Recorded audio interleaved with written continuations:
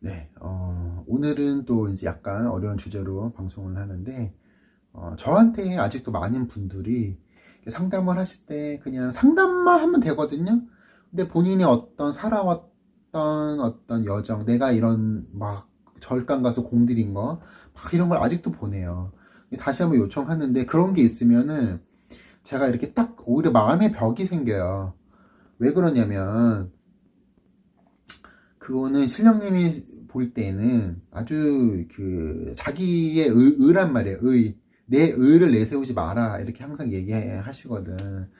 그러니까 그리고 또 집안에서 기도하시거나 또 타로 하시는 분들, 단지 모셔놓고 사주 보시는 분들, 뭐 이런 분들이 나한테 연락이 많이 와요. 근데 무당들은 나한테 오히려 전화가 안 와. 왜냐면 알 거야. 아, 저 새끼한테 잘못 전화했다가 직살나겠구나 라고 해서 오히려 무당들한테는 전화가 안 와. 간간히 1년에 몇 번씩 오는데, 오히려 이렇게 뭐 이제 그런 문자는 와요. 이렇게 그런 어떤 나한테 잘못 전화했다가 욕 들어 먹을 것 같아서 못하겠어요 라는 어떤 얘기는 많이 나와요. 근데 무당들은 알아. 아, 저 새끼한테 잘못 걸리면 죽는다. 그냥 괜히 내가 욕을 더 먹을 필요 없잖아. 신령님은요, 이렇게 순수한 사람을 좋아해요. 그러니까 내가 어떤 종교를 가져서 내가 교회를 나가든 절에 나가든 그게 중요한 게 아니에요. 우리 무속은 뭐 교회 나가는 사람 뭐 배척하지 않아요. 또 절 다닌다고 막 웰컴하진 않아요. 그래서 저는 오히려 그런 저한테 상담을 하실 거면은 그런 얘기를 안 하는 게 좋아요. 왜냐면 그런 얘기를 하고 이제 뭐 기도를 했다 하면 제가 순간에 날이 서서 이렇게 좋은 말이 안 나가요. 예.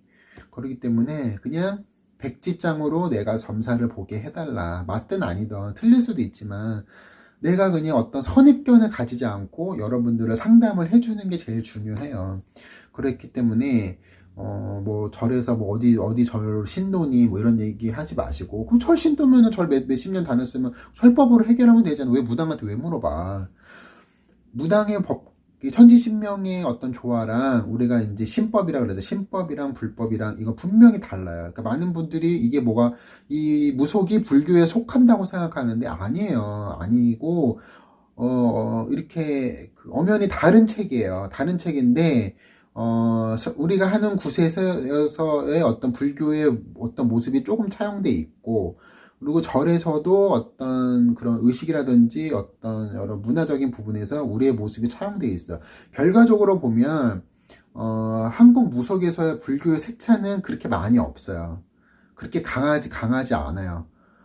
근데 이제 오히려 불교에서의 무속의 색채가 더 강해요. 왜냐면 절 위에다가 그 대웅전 위에 산신강을 모셔놓고, 어떤 바닷가에 있으면 용왕님 모셔놓고, 또 이제 어떤 지방에는 어떤 큰 선왕이 있으면 선왕을 안에다 끌어다가 모셔서 거기다 제를 지내는 절도 있거든. 그러니까 오히려 이 무속에서는 우리 굿에서는 불교의 색채가 많이 없어요. 그리고 밑으로 가면 조금 있지만 우리 강신무라 그러잖아.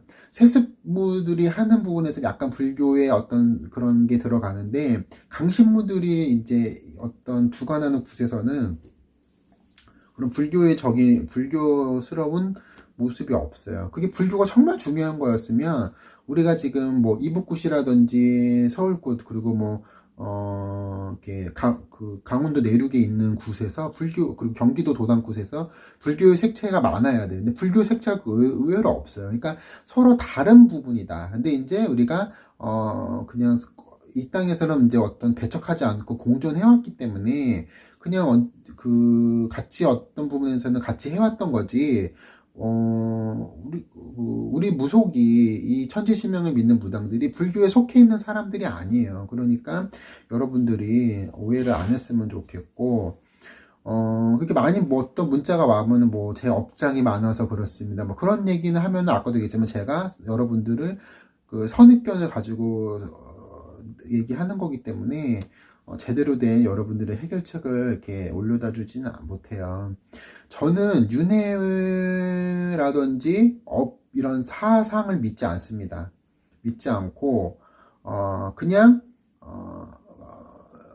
사람의 하는 행동에 따라 결과가 온다라는 거는 믿지만, 뭐 어떤 인과응보적인 거, 내가 나쁜 짓을 하면은 나쁜 짓을 당해 라는 거는 믿지는 않아요. 왜냐면 나쁜 일을 하는 사람은 그 나쁜 일을 많이 했을 때에 이제 주변 사람에서 어떤 에너지라든 그 기운이 나쁘게 대해서 그거에 대해서 자기가 화를 입는 거지. 이거는 그 업이라는 개념이랑은 조금 틀려요. 업장이라는 개념이랑은 달라요. 처음에는 우리가 지금 해방되고 나서 이게 또 이제 표교를 해야 되니까 불교계에서 이제 힌두교의 개념인 업장이라든지 이런 윤회적인 사상을 많이 이렇게 해서 이렇게 전파를 했다 보니까 많은 지금 시골 노인들이 보면은 그냥 입에 달고 살아. 내가 업이 많아서 아유 다음 세상에서는 어떻게 태어나 뭐 그런 얘기를 하잖아. 근데 저는 그거를 믿지 않아요. 그게 믿지 않는 데서 그건 없다라는 게 아니에요. 있지만 나는 그게 별로 중요한 문제는 아니다라고 생각하는 사람이에요. 그래서 지금 옛날에부터 내려온 포교를 하려고 내려왔던 이렇게 좀 쉽게 얘기를 했던 부분들이 현재까지 이어져 내려오고 있는데 90년대 들어서면서 이제 이렇게 좀 많은 학자들, 불교 학자들이라든지 조금 이제 종교에 대해서 공부를 한 사람들이 많이 비판을 합니다. 비판을 해서 지금 불교가 점차 그런 용어를 대중 설교에서도 이제 큰 절에서는 내가 안 하는 걸로 요새는 알고 있어요. 알고 있고, 요즘에는 이제 약간 힌두교적인 거 아니면 이제 또 이제 절 안에 있는 또 무속적인 것들을 많이 걷어내려고 노력은 하는데, 아직까지도 그 지역의 말사들, 작은 절이나 이제 이렇게 왜 무당 행세하는 스님들이 아직까지는 많아요. 그렇기 때문에 불교가 완전히 지금 원래대로의 모습대로 정화되었다라고는 얘기하기는 조금 어려운데, 그리고 이제 최근 들어 이런 종교를 관심 있는 사람들이 한국이 나와 있는 선불교라든지 대승불교 그리고 이 화엄 사상에 대한 근본적인 의문을 품습니다. 품는 게 그게 90년대 이후로 인터넷이 발전되면서 개인적으로 이제 부처님의 그 집안의 신단을 모시고 기도를 하는 남방불교의 어떤 신자들이 굉장히 많이 늘어나요. 젊은 층 대상으로 지금 절에 지금 젊은 층이 안 가냐면 이 대승불교의 교리가 구리기 때문에 안 가는 거예요. 그래서 이 여행을 다니고 그리고 좀 인터넷이라든지 외국에 다녀본 이 젊은 층은 불교에 호감이 있으면 지금 그냥 한국에 지금 이어져 내려오는 대승불교의 어떤 믿음을 갖지 않고 남방불교의 어떤 그런 수행적인 방법 을 지금 많이 합니다. 그래서 인터넷에 쳐보시면은 남방불교 관련해서 인도 관련해서 그런 수행법, 그런 기도법, 그런 자기 이렇게 훈련하는 그런 굉장히 컨텐츠가 굉장히 많습니다. 저는 그래서 오히려 그런 거는 하라고 얘기를 해요. 집안에 이제 그런 뭐 천수경을 읽는다든지 금강경을 읽는다든지 지장경을 읽는다든지 저는 그거는 반대를 하는데 남방불교에 관해서 수행법은 저는 오히려 일반 사람들한테 하라고 얘기를 해요. 왜냐면 그거는 자기 자신을 들여다보는 거고 지금 대승불교에 경전을 하시고 염주를 돌리고 기도하시면은 그거는 뭐냐 조상들이 그런 발동이 걸리기 때문에 저는 그거에 대해서 별로 권하는 입장은 아니에요. 그래서 종교에 관심 있는 사람들이 이제 지금 한국이 지금 대승불교를 비판을 해서 남방불교 신자가 급격히 늘어납니다. 그리고 또 요즘에는 티베트 불교의 어떤 그런 좀 따르는 무리들이 많이 늘어나요. 그러다 보니까 지금 한국의 지금 대중불교에서는 어떻게 얘기하냐면은 윤회에 대해서 별로 얘기도 안 하고 업장이라는 것도 별로 얘기는 안 합니다. 그러니까 법륜 스님이 요새 또 얘기하는 개념이 있죠. 공이 있고 과가 있다 라는 개념으로 바뀝니다. 그래서 지금 바뀌는 과정인데 사실은 이거 말장난이죠. 왜냐면 불교는 절대로 지금 한국에 있는 대승불교는 절대로 업장과 윤회를 버리지 못합니다. 왜냐하면 지금 노인네들한테 그게 굉장히 잘 먹히는 이론이기 때문이에요. 그런데 한편으로는 그거를 강조하면서도 공과 과라는 그런 개념어를 계속적으로 이렇게 설파를 해요. 말장난이다라는 거예요. 전혀 다른 개념이라는 거죠. 제가 이제 그 시간이 되면 이걸 또 말씀드릴 거예요. 자, 그래서 지금 이제 불교 TV를 보거나 그런 서적을 보더라도 요즘에는 윤회라든지 업장이라는 얘기를 하지 않는다라는 거고, 제가 말씀드리는 거는 여러분들이 정말 업장 소멸을 하고 싶고 뭔가 어떤 그런 불교적인 혹은 내 어떤 마음의 괴로움을 이 원인이 무엇인가, 내가 무엇 때문에 이게 고통받는가 라고 하는 어떤 그런 근본적인 성찰이 있으신 분들은 한 가지만 기억하시면 돼요. 죄 짓지 않으면 됩니다. 자, 그러면은 이게 부처님이 얘기하는 어떤 그런 업장을 짓지 않는 거고, 내가 내 안에 있는 견성, 원래 있던 마음에 나 자신을 보는 문이 죄 짓지 않는 거야. 그러면 마음으로라도 입으로라도 그런 거고, 죄를 지었으면 그냥 잘못했습니다, 그냥 시인하면 돼요. 고백하면 돼요. 잘못했습니다 라고 얘기하면 돼요. 그래서 그 죄의 결과가 나한테 온다라는 거는, 저는 그런 거는 믿지만, 그게 우리가 업이라는 개념이라든지 업장이라는 개념에 저는 그거는 동의하지 않는다는 거예요. 그리고 여러분이 아무리 불공을 드리고 뭐 어떤 경전을 읽었어도 여러분들의 삶이 나아지지가 않습니다. 저한테 그런 상담 많이 오거든요. 뭐 얼마 동안 신자였고 어떤 기도를 했는데 왜 내가 이렇게 고통스러운가라는 거죠. 왜냐면 여러분들이 그럴 경전 외우고 할 시간에 나가서 사람들이랑 만나고 교류하고 사람들이랑 그 속에서 파묻혀 사는 게 여러분의 인생에 더 도움이 되는 거지, 방 안에 틀어 앉아서 그거 염주 돌리고 경전 외우고 한다고 한들 여러분들의 고통이 달라지지 않아요. 제 영상을 쭉 보신 분들은 알겠지만 제가 고통이 올 때 뭐라 그래요? 사람들을 만나라고 저는 늘 얘기를 해요. 왜냐면 사람들한테 배신을 당했어도 나를 도와주는 거는 사람인 거고, 내가 그러면 계속 배신을 당한다고 하는 사람은 불공으로서 그거를 해결할 게 아니라 나를 도와주는, 나로 에너지, 나를 끌어주는, 내가 내 자신을 끌어주는 에너지가 없기 때문에 여러분들이 그렇게 힘든 거야. 그럼 에너지를 발견하는 게 뭐다? 아까도 했지만 남방불교 수행법이란지, 아니면 내 안에 내 견성을 들여다보는 거다. 염주를 돌리고 경전을 외우면 그냥 조상이 발동되는 것밖에 없지. 그리고 그 기운이 이렇게 에너지 파장이 그렇게 여러분들이 이렇게 에너지가 올라가지는 않아요. 그렇기 때문에 이 비우는 거에 대해 모든 것이 다 이렇게 비우고 사람들을 만나고, 그리고 내 에너지를 끌어올려야 돼요. 자기만의 오라가 있다 그러잖아. 그 에너지를 끌어올려야지만 여러분들의 인생이 풀리는 거고 여러분들의 불행이 없어지는 거다라는 거를 다시 한번 말씀드릴게요. 기도한다는 사람들의 자기 욕망이 많죠. 저도 제 욕망이 많아요. 그렇지만 저는 늘 전제적으로 얘기해요. 저는 아파도 감사하다 그러고, 뭐가 문제가 생겨도 감사하다 그래요. 왜냐하면 내가 근본적인 내 약점을 알고 있는 거기 때문에요. 그렇기 때문에 정말로 여러분들이 이 어떤 고통을 벗어나고 싶다 그러면 여러분들 업장에 대해서 그냥 파묻혀 계시지 마시고, 기본적으로 이 사주팔자를 여러분들이 본인들의 사주팔자를 알고 계셔야 돼요. 예전에는요, 양반집에서 이렇게 다 배웠거든요. 그러니까 자기네들이 이렇게 점을 치고 자기네들이 그 주역점을 봤어요. 근데 요즘에는 이제 일부만 보는 건데, 여러분들도 이런 부분에서 조금 공부를 할 필요가 있다라는 거예요. 그래서 여러분들이 내 에너지를 끌어올릴 수 있는 그런 거를 좀 더 고민을 해 보시는 게 낫고, 이 동아시아에서는, 이 동이족은 업이라는 개념이 없었고 영혼이 불멸한다는 사상이 없었어요. 이 영혼이, 우리가 사람이 죽으면 우주로, 여기에서 에너지체로 있어서 있다가 이 우주로 흡수된다고 믿었고, 다시 비라든지 어떤 바람이라든지 구름으로 이렇게 돌아온다는 개념으로 우리가 있었습니다.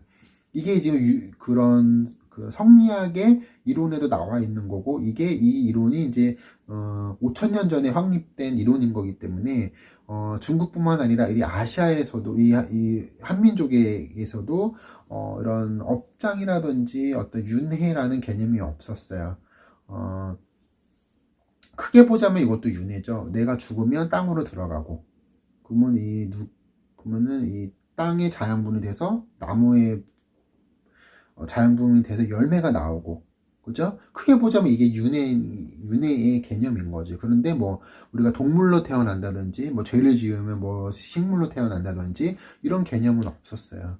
그리고 그 영혼의 불면 사상은 없었다라는 거고, 이 한민족은 물 숭배 사상이 있었습니다. 물을 생명의 근원으로 보고, 산에 있는 물, 어떤 우물터, 용궁터가 있으면 거기를 위하고 기도하고, 그리고 이제 그 하늘 해와 이 물에 관해서 엄격히 우리가 이제 그런 그 절대화된 신앙의 모습을 갖고 있었어요. 그러니까 조상숭배 사상도 기본적으로 있었지만 이 조상이 영원토록 산다라는 개념은 없고, 이거를 받아들여서 우리 무속에서는 5대조 이상의 조상은 회양신이라 그래서 인간의 삶에 영향을 주지 못한다 라고 우리는 합니다. 그렇기 때문에 우리가 이제 굿에서 어떤 그렇게 조상들 청배하는 거는 그래서 4대 봉사까지인 거예요. 그게 이제 그게 어떤 유교의 그런 이론인데 무속이 받아들이는 게 아니고 원래 우리 한민족의 이론이었어요. 우리 한민족은 이 조상신이 영원히 살지 못한다라는 거고, 그 중에서 내가 선택받은 사람, 이 에너지의 어떤 그런 에너지가 가득 찬 사람만이 선택받아서 더 이렇게 더 높은 단계로 올라갈 수 있다라고 믿었고, 이게 우리의 샤먼들의 어떤 관념입니다. 그래서 유교 교리 하나만으로, 성리학 관점으로 하나만으로도 이 불교의 교리는 다 박살이 가능해요. 박살나요. 그러니까 여러분들이 이제 이 유교를 종교로 안 보기 때문에 모르지만 유학자들은 이 불교를 왜 종교로 인정하지 못하냐면, 이 불교에서 얘기하는 뭐 아무리 심오한 것들이라도 유교 경전의 어떤 그런 통달하신 분들이라면 다 박살을 내는 이론들이에요. 그러니까 유학자들이 불교에 대해서 그렇게 막 이렇게 정말로 심오하다든지 어떤 그런 거를 많이 느끼지 못하는 부분이 그래서 있어요. 그래서 내가 볼 때는 성리학이 더 큰 학문이다라고 보시면 돼요.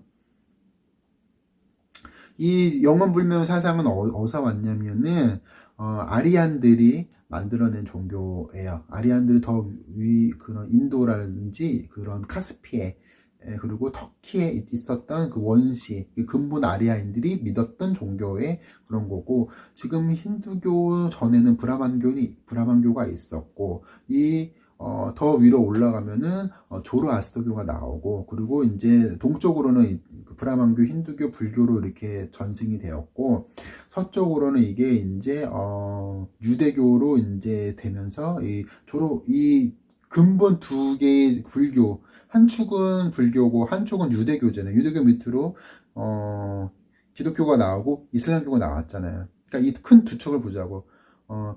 불교와 힌두교 이 한 축, 유대교의 한 축의 근본적인 이 종교의 이런 뭐랄까 원리라 그럴까, 이 기원이 어디 있느냐라면 조로아스터교로 딱 이어져요.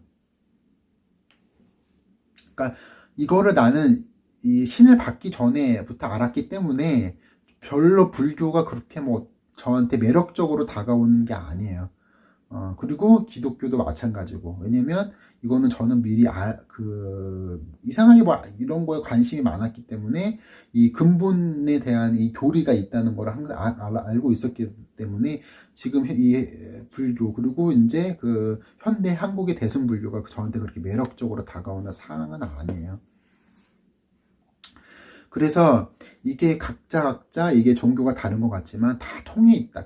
이거에 대해서 제가 계속 콘텐츠를 할 거예요. 그러니까 지금 뭐 불교에 내려오는 보살과, 그리고 이제 그런 뭐랄까 그리스 로마 신화에 나오는 신들과 유대교에 나오는 어떤 천사라든지 이런 게 다 연결되어 있어요. 연결되어 있는 거기 때문에 그렇게 막 여러분들이 이 종교에 대해서 공부를 하면은 그냥 뭐 별로 어떤 신비감이 없어요. 그래서 이제 헬레니즘 시대에는 이제 불상이 만들어졌잖아요. 그래서 뭐가 생겼냐면, 붓다 옆에 헤라클레스 웃기죠? 헤라클레스를 입상을 만들어서 헤라클레스를 보살로 섬겼어요. 그리고 이제 중국으로 넘어가면서 중국에 있는 토착 신들을 보살로 만들어서 숭배를 했어. 그 부처님의 물론 권속에 속하는 거지만 그렇게 했단 말이야. 그래서 초기 불교 불상을 보면요, 붓다뿐만 아니라 그리스 신들이 붓다 옆에 이렇게 조각이 되어서 이렇게 나왔고, 지금 유물로서는 지금 이렇게 정확하게 지금 나오는 거는 부처 옆에 부처상, 부처 본존불이라 치잖아. 거기 옆에 다른 보좌하는 보살이 헤라클라스로 되어 있어요. 초기의 불교의 어떤 그런 유물을 보자면요. 그래서 그 헤라클라스가 금강야차로 바뀌는 거예요. 자, 그래서 이거에 대해서 여러분들이 조금 더 알았으면 좋겠고, 또 기본적으로 또 우리가 불교에 대해서 알아야 될 게 뭐냐면은 이게 지금 대승불교로 이제 진행이 되면서 이제 불교 그 부처의 전생이라는 개념이 또 등장을 해요. 등장을 하는데 일곱 부처가 있었다 그러거든. 이 일곱 부처가 다 모든 거를 나왔던 거를 다 연대를 치면요 우주의 역사보다 길어요. 그럼 그 전에는 그럼 좋다 이거야. 그러면은 이게 멀티 우주라서 그러면 저기가 이렇게 지금까지 인류가 왔다고 치면 그럼 전에 우주는 우리가 증명할 방법이 없잖아요. 그러면은 우리가 그 전에도 그러면 우리 이 전에 우주에서도 이 인류라는 존재가 있었느냐 하는 거란 말이에요. 그러니까 이 일곱 부처 지금 현생 부처 외에 그 전 일곱 부처의 연대를 다 합하면 이게 또 머리가 지진 나는 거예요. 그러니까 이거를 우리가 어떤 신화적인 거라든지 어떤 의미적인 거, 종교 사적인 걸로 의미를 해야지 이해를 해야지 이거를 신앙적으로 이해를 하면 굉장히 조금 피폐해지는 거예요. 자, 일곱 부처 말씀드릴게요. 비바시불, 그리고 시기불, 비사부불, 그리고 구류손불, 그리고 구나한모니불, 그리고 가섭불, 그리고 석가모니불 이렇게 내려와요. 그리고 더 이제 다른 어떤 이제 불교 이론적인 부분에서 보자면 본초불이라 그래도 이 우주를 본초불이라 그러고 안 보이잖아. 이 우주를 그냥 부처님이라고 형상을 한 거예요. 근데 이게 산스크리트어로 본초불이 어떤 그 설화가 뭐냐면 스스로 태어났다라고 얘기하거든. 스바얌주라고 하는데 이거는 자막을 입혀드릴게요. 본초다. 원래 태어났다. 라고 원래 있었다라고 얘기하는데 이 말은 어디에도 있어요? 성경에도 있죠. 모세가 시내산에 올라가서 십계명을 봤을 때 그 떨기나무에 야훼가 혹은 여호와가 그 떨기나무에 강림해서 떨기나무가 불타오르고 있었는데 모세가 쳐다보지 못하죠. 그러니까 물어보죠. 당신은 누구십니까? 라고 물어봤을 때 야훼가 뭐라 그래요? 나는 스스로 있는 자다. I am who I am. 다 결이 맞죠? 본초불. 나는 스스로 있다. 그리고 여호와가 나도 스스로 있다. 이게 뭐냐면 상징적인 의미인 거지. 이거를 신앙화해서 딱 들으면 여러분들이 안 된다는 얘기예요. 그러면 이 본초불은 어느 종교의 종파의 개념이냐라는 거예요. 있어요, 분명히. 브라만교인가 아니면 힌두교인가 라는 개념을 또 봐야 되는 거예요. 그리고 또 인도 땅에 또 다른 부처, 석가모니 부처보다 비슷한 시기지만 엄밀히 얘기하면 부처보다 고타마 시타르타보다 선배입니다. 자이나교를 만들었습니다. 불교보다 먼저 나왔고요. 그리고 수행법이 비슷하면서도 다른데 특히 살생을 금지하고 음식에 의해서 지금 불교에서 이렇게 오신채 금지하잖아요. 똑같아요. 거의 비슷해요. 수행 방법 자이나교가 그런 수행 방법이 거의 비슷하고 기도 방법이 비슷해요. 근본적으로 다른 것도 있어요. 그리고 음식에 관한 거는 이제 살생 금지라든지. 근데 내가 깨달음을 얻기 위해서 하는 행동에 의해서는 조금 다르고, 그리고 지금 더군다나 대승불교와는 비교해보면 더 많이 차이가 나는 거지만, 우리가 부처님 당시에 어떤 그런 기본적인 계율을 보자면, 자이나교랑 별로 차이 나는 게 없어요. 없고, 여러분들이 이제 또 아셔야 되는 게, 자이나교에서도 이 만자를 사용해요. 그리고 이런 우리가 부처님의 불상 보면 수인이 있잖아요. 손 모양 이렇게 이렇게 하는 분도 있고 수인이 있잖아. 그게 이 불교만 사용하는 게 아니에요. 그러니까 여러분이 종교에 관심을 가지다 보면은 그냥 서로 차용해서 가는 거예요. 차용해서. 이 만자는, 불교의 만자는 불교만 쓰는 게 아니다. 그리고 불교 전래 이전에, 그리고 예전에 켈트족이 썼었어요. 여러분 켈트족 아시죠? 영국으로 건너가서 영국으로 건너가 영국의 게르만족 건너가기 전에 영국 땅을 지배했던 민족이 켈트족이잖아. 그 켈트족이 어디 있으면 지금은 카스피해랑 우크라이나 지역, 그리고 초원길, 비단길 그 주변에 원래 살았단 말이에요. 그 켈트족이 사용하던 만자예요. 만자가 이 밑으로 전해진 거고, 그리고 지금 서구 사회에서는 만자는 사용하지는 않지만, 이제 그런, 약간은 다르긴 해. 근데, 나치가 사용했던 문양과 약간 다르긴 하지만, 그런 터키라든지 카스피해 일대에 그런 유적들이 있어요. 그러니까, 이거는 이제 증산도 관련해서 강의를 들으시면 여러분들이 더 정확히 나와요. 그러니까 이 모든 것들이 종교적으로 보자면 누구 하나가 종속대가 누구 하나가 대단한 발견을 해서 만들어진 게 아니라는 얘기예요.